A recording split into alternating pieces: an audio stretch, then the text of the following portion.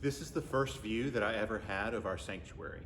When I was still being considered for the role of youth minister, I wanted to see what it felt like to worship here. So Jennifer and I came one Sunday. We walked in the front doors, came up the stairs, and tried to make ourselves as inconspicuous as possible in the balcony. And the minute we came up those stairs and we saw this ceiling, this beautiful wooden ornate ceiling, Jennifer gasped just a little bit and said, "Oh, I think you're going to have to take this job." It is a beautiful room. It's the place that most of us probably think of first when we hear the word sanctuary. It's a place that we come to when we seek to be closer to God, a place that we come to for comfort when we're feeling low, for guidance when we feel directionless. And yet, the past several weeks, this has been a room that many of us have not been able to set foot in.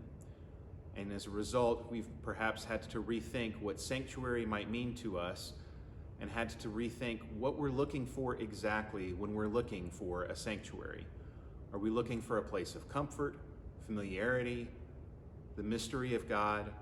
What is it that we are seeking when we step into a place that we think of as sanctuary? This is the view from where I normally sit in the sanctuary. I'm going to get out of the frame so you can see it the way that I do. When I was at Duke, I did a study on where people sit in our sanctuary and how that impacts their worship experience. And I found that people who sit in the middle of our sanctuary tend to have a very comprehensive focus during worship. They're taking in lots of different things. And people who sit on the edges of our sanctuary tend to focus on one thing more than they focus on everything else. So when I'm seated here, I'm paying attention to the Bible and the candles and the pulpit and the flowers or the banner. I'm focusing on the baptistry. I'm looking at the choir, at the shepherd window. I'm trying to take in worship with as much of my senses as possible, paying attention to words spoken and to music played, to light and to color. For me, there's something about sanctuary that needs to speak to as much of my soul as possible. I think maybe that's why, for me, some of my most profound worship experiences have included a campfire. There's something about the act of building a campfire, putting it together, that feels very special to me.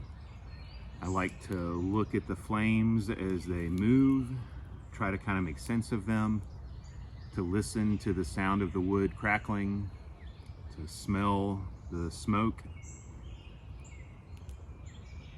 A lot of my most meaningful worship experiences and the places where I have felt the closest to God have included a campfire, and I think it's because it speaks to me in so many different ways.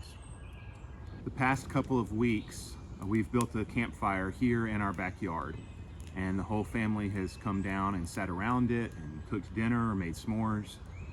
And it's a time of great togetherness for us. It's a time of joy and laughter and storytelling. It's also a time of peacefulness, quiet and reflection. And being able to do that here around a fire has felt especially sacred for me. I've been spending a lot of time the past few weeks thinking about the concept of tabernacle. When the Israelites were traveling throughout the wilderness, they didn't have buildings. They didn't have homes they could take with them, so they had tents. And it was equally important to them to have a tent that was designated as sanctuary. I've done enough backpacking to know that you don't take anything with you that you don't absolutely need. And they had this enormous structure, foldable walls and gates and tables even, that they took with them because it was so important for them to have a place that felt safe and holy, a place where they could go when they wanted to draw closer to God. Even though we don't have our sanctuary building that we can take with us, there are lots of things that we can take with us if we wish to have sanctuary with us where we go. And like the Israelites in the wilderness, there are things that we can do, places that we can go that will draw us closer to God. And my hope and my prayer for each of you throughout these upcoming weeks, however long they may be, until we are able to return to that beautiful, ornate room together again, is that you are finding ways to take sanctuary with you.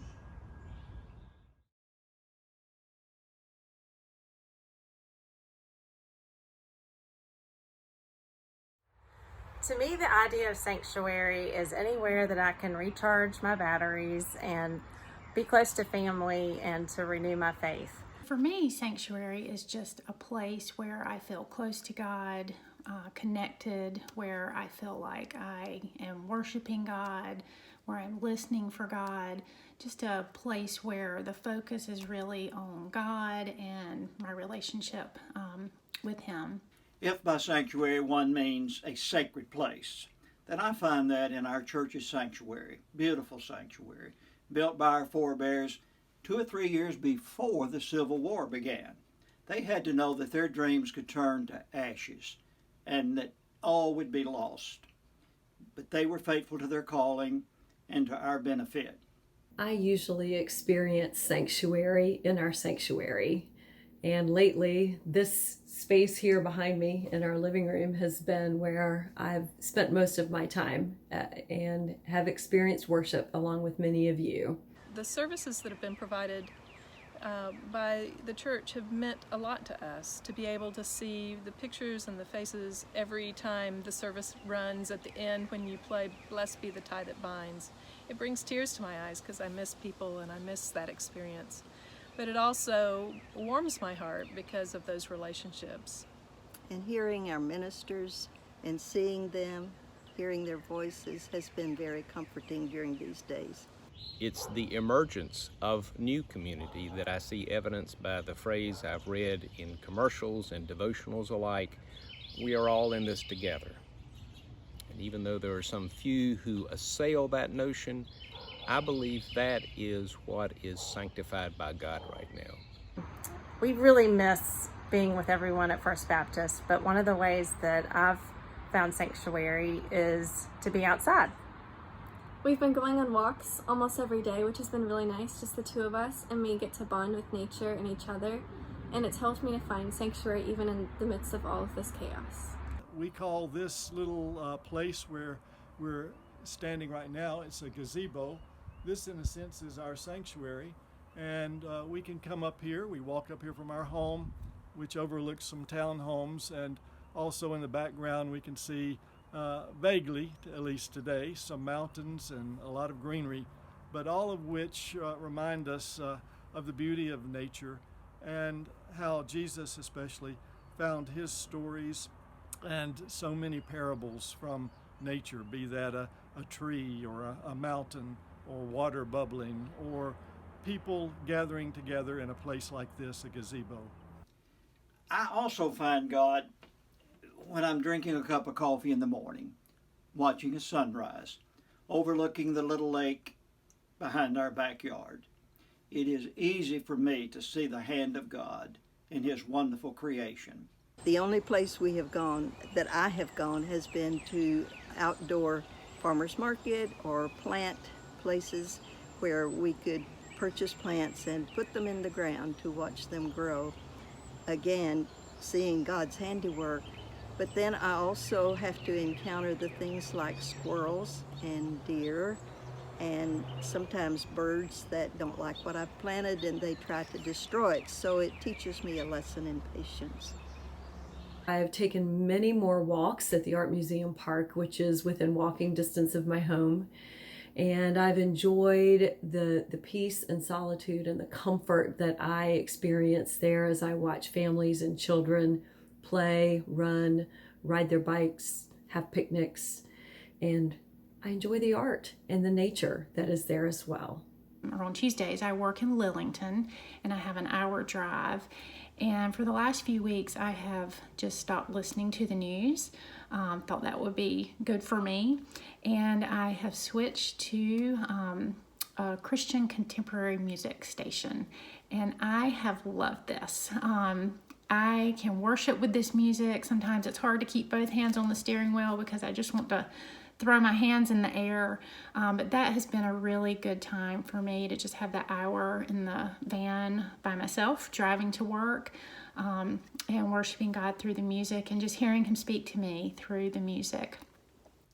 During this pandemic time, I find sanctuary in music, which is surprising coming from one who has zero musical ability and understanding. But music connects my soul to God. Now every morning I begin the day listening to a song called Slow Down. It reminds me during this pandemic that we need to slow down, be still, wait on the Spirit of the Lord, hear His voice, and know that He is God.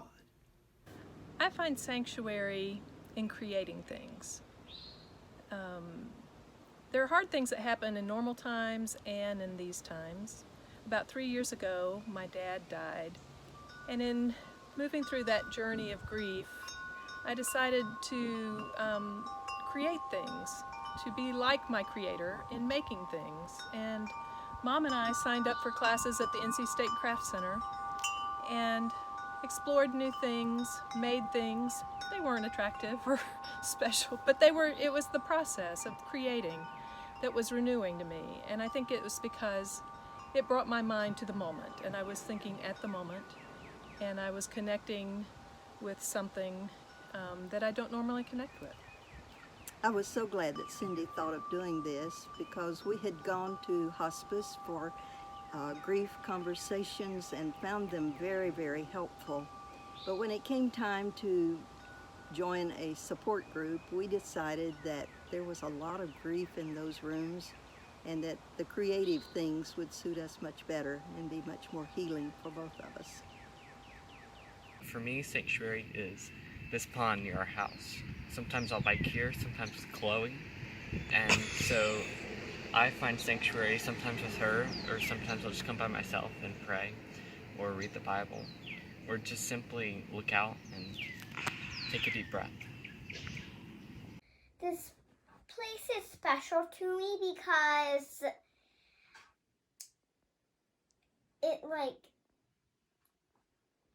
I like to pray here every night.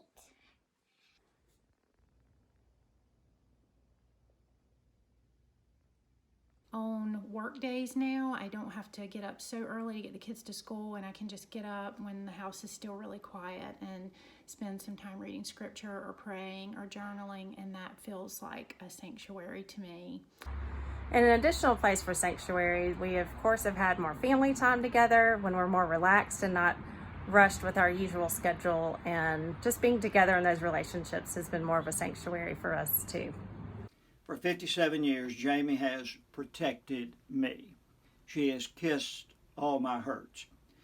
To be sure, she has practiced tough love on lots of occasions, but it was always wrapped in love. A loving, trustworthy family is a joy, priceless, and makes homecoming look forward to at the end of the day. Sanctuary to me feels like a place we go to embrace each other right now in the midst of all this. May we pray with you. God, we are thankful for all of the different sanctuaries that you give us. We're thankful for the room in our church, for other spaces in our own homes, for nature. We're grateful for the different activities that help us to draw closer to you, whether that's listening to music, creating something, drinking a cup of coffee. And we are grateful for the chance to try to sense you through the things that we see and hear and smell. We're grateful for a community that acts as a sanctuary for us, that shelters us, watches over us, helps us to draw closer to you. During these difficult times, when things are disrupted and different, help us to find you in places that maybe we wouldn't have looked for you before. Help us to find you in times that are quiet and still, in times when we are gathered with others, in times when we are lifting up our voices, in times of prayer. Help us to do these things that we might find our own sacred places, our own space when we are able to draw close to you and feel sheltered by your love, our own sense of sanctuary. We ask for these things because we have read about your Son doing the same thing, seeking sanctuary in nature and in community and in prayer. Amen.